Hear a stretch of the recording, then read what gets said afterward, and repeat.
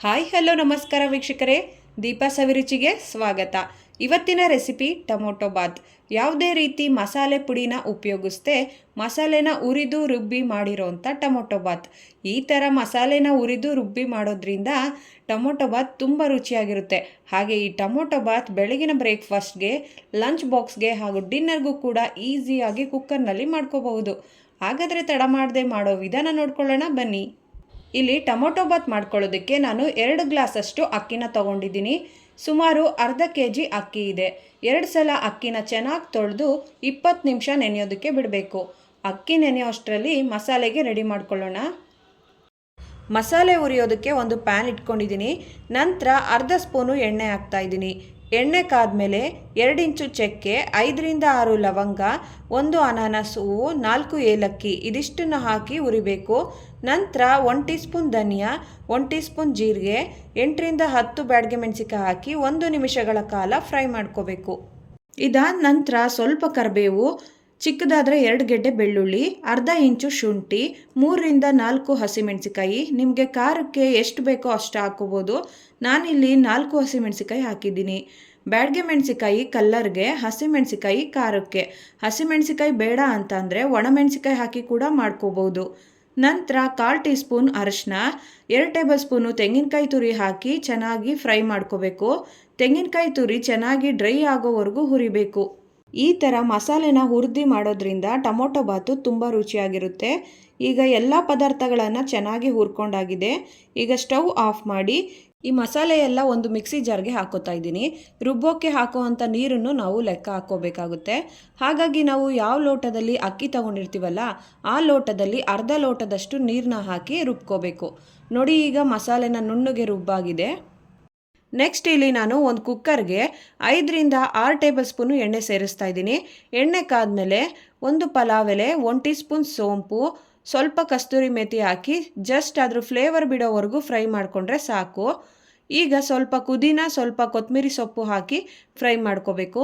ಪುದೀನ ಮತ್ತು ಕೊತ್ತಂಬರಿ ಫ್ರೈ ಆದಮೇಲೆ 2 ಮೀಡಿಯಮ್ ಸೈಜ್ ಈರುಳ್ಳಿನ ಉದ್ದುದ್ದ ಕಟ್ ಮಾಡಿ ಸೇರಿಸ್ತಾ ಇದ್ದೀನಿ. ಈರುಳ್ಳಿ ಸ್ವಲ್ಪ ಕಲರ್ ಚೇಂಜ್ ಆಗೋವರೆಗೂ ಫ್ರೈ ಮಾಡ್ಕೋಬೇಕು. ನೋಡಿ, ಈರುಳ್ಳಿ ಕಲರ್ ಚೇಂಜ್ ಆಗಿದೆ. ಈಗ 1 ಕಪ್ ಬಟಾಣಿನ ಸೇರಿಸ್ತಾ ಇದ್ದೀನಿ. ನಾನಿಲ್ಲಿ ಒಣಗಿರೋ ಬಟಾಣಿನ ಒಂದು ರಾತ್ರಿ ಇಡೀ ನೆನೆಸಿಟ್ಕೊಂಡಿದ್ದೆ. ನೀವು ಬೇಕಿದ್ರೆ ಹಸಿ ಬಟಾಣಿ ಹಾಕಿ ಕೂಡ ಮಾಡ್ಕೋಬೋದು. ಹಾಗೆ ಅವರೆಕಾಯಿ ಸೀಸನ್ನಲ್ಲಿ ಅವರೆಕಾಯಿ ಹಾಕಿ ಟೊಮೊಟೊ ಬಾತ್ನ ಮಾಡಿಕೊಂಡ್ರೆ ಅದು ಚೆನ್ನಾಗಿರುತ್ತೆ. ಈಗ ಬಟಾಣಿ ಫ್ರೈ ಆಗಿದೆ. ಈ ಹಂತದಲ್ಲಿ ಕಟ್ ಮಾಡಿ ಇಟ್ಕೊಂಡಿರೋ 4 ಮೀಡಿಯಮ್ ಸೈಜ್ ಟೊಮೊಟೊನ ಸೇರಿಸ್ತಾ ಇದ್ದೀನಿ. ಈ ಟೊಮೊಟೊ ಎಲ್ಲ ಸಾಫ್ಟ್ ಆಗೋವರೆಗೂ ಫ್ರೈ ಮಾಡ್ಕೋಬೇಕು. ಟೊಮೊಟೊ ಬಾತ್ ಹಲವಾರು ಥರ ಮಾಡ್ತಾರೆ. ಹಾಗೆ ಟೊಮೊಟೊನ ರುಬ್ಬಿ ಟೊಮೊಟೊ ಬಾತ್ ಮಾಡ್ತಾರೆ, ಅದು ಕೂಡ ಚೆನ್ನಾಗಿರುತ್ತೆ. ನಿಮ್ಗೇನಾದರೂ ಆ ರೆಸಿಪಿ ಬೇಕು ಅಂತಂದರೆ ಕಮೆಂಟ್ ಮಾಡಿ ತಿಳಿಸಿ. ಈಗ ಟೊಮೊಟೊ ಅರ್ಧದಷ್ಟು ಆಗಿದೆ. ಈ ಹಂತದಲ್ಲಿ 1/4 ಟೀ ಸ್ಪೂನ್ ಅರಿಶಿನ, ಸ್ವಲ್ಪ ಕಲ್ಲುಪ್ಪು ಸೇರಿಸ್ತಾ ಇದ್ದೀನಿ. ನೋಡಿ, ಇಲ್ಲಿ ಫ್ರೈ ಮಾಡ್ತಾ ಮಾಡ್ತಾ ಟೊಮೊಟೊ ಎಲ್ಲ ಸಾಫ್ಟ್ ಆಗಿದೆ. ಈ ಹಂತದಲ್ಲಿ ರೆಡಿ ಆಗಿರೋಂಥ ಮಸಾಲೆನ ಕುಕ್ಕರ್ಗೆ ಸೇರಿಸ್ತಾ ಇದ್ದೀನಿ. ಈಗ ಎಲ್ಲ ಮಸಾಲೆ, ಈರುಳ್ಳಿ, ಟೊಮೆಟೊ ಎಲ್ಲನೂ ಚೆನ್ನಾಗಿ ಮಿಕ್ಸ್ ಮಾಡ್ಕೋಬೇಕು. ಟೊಮೊಟೊ ಬಾತ್ ಮಾಡುವಾಗ ನೀರಿನ ಅಳತೆ ತುಂಬ ಮುಖ್ಯ. ಹಾಗಾಗಿ ಆಗಲೇ ನಾನು ಮಸಾಲೆ ರುಬ್ಬೋಕ್ಕೆ ಅರ್ಧ ಲೋಟದಷ್ಟು ನೀರನ್ನ ಹಾಕಿದ್ದೆ. ಮತ್ತು ಈಗ ನಾನು ಅರ್ಧ ಲೋಟದಷ್ಟು ನೀರನ್ನ ಮಿಕ್ಸಿ ಜಾರ್ಗೆ ಹಾಕಿ ತೊಳ್ಕೊಂಡು ಈ ನೀರನ್ನ ಸೇರಿಸ್ತಾ ಇದ್ದೀನಿ. ಟೋಟಲಿ ಈಗ 1 ಲೋಟದಷ್ಟು ನೀರನ್ನ ಸೇರಿಸಾಗಿದೆ. ಮತ್ತು ಈಗ 3 ಲೋಟದಷ್ಟು ಬಿಸಿ ನೀರನ್ನ ಸೇರಿಸ್ತಾ ಇದ್ದೀನಿ. ಒಟ್ಟಾಗಿ 2 ಲೋಟ ಅಕ್ಕಿಗೆ 4 ಲೋಟದಷ್ಟು ನೀರನ್ನ ಸೇರಿಸಾಗಿದೆ. ಇಲ್ಲಿ ನಾನು ಬಿಸಿ ನೀರನ್ನ ಯಾಕೆ ಸೇರಿಸ್ತೆ ಅಂದರೆ, ಈ ರೀತಿ ಟೊಮೊಟೊ ಬಾತು, ಪಲಾವು, ಬಿರಿಯಾನಿಗೆಲ್ಲ ಮುಂಚೆನೇ ನೀರನ್ನ ಕಾಯೋದಕ್ಕೆ ಇಟ್ಕೊಂಡಿದ್ರೆ ಅಡುಗೆ ಬೇಗ ಆಗುತ್ತೆ, ಹಾಗೆ ಟೈಮ್ ಕೂಡ ಸೇವ್ ಆಗುತ್ತೆ ಅಂತ. ನಿಮಗೆ ಬೇಡ ಅಂತಂದರೆ 3 ಲೋಟದಷ್ಟು ನಾರ್ಮಲ್ ನೀರನ್ನ ಬಳಸ್ಬೋದು. ಈಗ ರುಚಿಗೆ ತಕ್ಕಷ್ಟು ಉಪ್ಪನ್ನ ಸೇರಿಸಿ ಚೆನ್ನಾಗಿ ಮಿಕ್ಸ್ ಮಾಡಿ, ಉಪ್ಪು ಸರಿಯಾಗಿದೆಯಾ ಅಂತ ಒಂದ್ಸಲ ಚೆಕ್ ಮಾಡ್ಕೊಳ್ಳಿ. ಈಗ ಇದನ್ನು ಚೆನ್ನಾಗಿ ಕುದಿಯೋಕ್ಕೆ ಬಿಡಬೇಕು. 1ರಿಂದ 2 ಕುದಿ ಬಂದರೆ ಸಾಕು. ಕುದಿತಿರೋ ಈ ಸಮಯದಲ್ಲಿ ನಾವು ನೆನೆಸಿಟ್ಕೊಂಡಿರೋ ಅಕ್ಕಿನ ನೀರನ್ನೆಲ್ಲ ತೆಗೆದು ಅಕ್ಕಿ ಮಾತ್ರ ಸೇರಿಸ್ತಾ ಇದ್ದೀನಿ. ಈಗ ಮಸಾಲೆ, ಅಕ್ಕಿ ಎಲ್ಲನೂ ಚೆನ್ನಾಗಿ ಮಿಕ್ಸ್ ಮಾಡಿ ಕುಕ್ಕರ್ ಮುಚ್ಚಳ ಮುಚ್ಚಿ ಮೀಡಿಯಮ್ ಫ್ಲೇಮ್ನಲ್ಲಿ 2 ವಿಷಲ್ ಕೂಗಿಸ್ಕೋಬೇಕು. ಹೈ ಫ್ಲೇಮ್ನಲ್ಲಿ ಇಟ್ಕೊಂಡ್ರೆ ಸೀದೋಗುತ್ತೆ.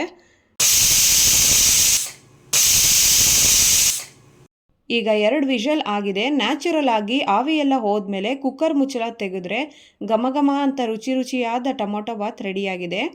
ಮಸಾಲೆ ಹುರಿದು ರುಬ್ಬಿ ಮಾಡಿರೋಂಥ ವಿಭಿನ್ನವಾದ ಈ ಟೊಮೊಟೊ ಬಾತ್ ಒಂದ್ಸರಿ ಮಾಡಿ ನೋಡಿ, ಪದೇ ಪದೇ ಮಾಡ್ತಾ ಇರಬೇಕು ಅನಿಸುತ್ತೆ, ಅಷ್ಟು ರುಚಿಯಾಗಿರುತ್ತೆ. ಈ ಟೊಮೊಟೊ ಬಾತ್ ವಿಶೇಷ ಏನಂದರೆ ಬಿಸಿಯಾಗಿದ್ದಾಗಲೂ ಚೆನ್ನಾಗಿರುತ್ತೆ, ಆರಿದ ಮೇಲೂ ಚೆನ್ನಾಗಿರುತ್ತೆ. ಈ ಟೊಮೊಟೊ ಬಾತ್ ಜೊತೆಗೆ ಚಟ್ನಿ ಅಥವಾ ಮೊಸರು ಬಜ್ಜಿ ಇದ್ದರೆ ಎಕ್ಸಲೆಂಟ್ ಆಗಿರುತ್ತೆ. ಈ ರೆಸಿಪಿ ಇಷ್ಟ ಆದರೆ ಲೈಕ್ ಮಾಡಿ, ಶೇರ್ ಮಾಡಿ, ಕಮೆಂಟ್ ಮಾಡಿ, ಸಬ್ಸ್ಕ್ರೈಬ್ ಮಾಡೋದನ್ನು ಮರಿಬೇಡಿ. Thank you.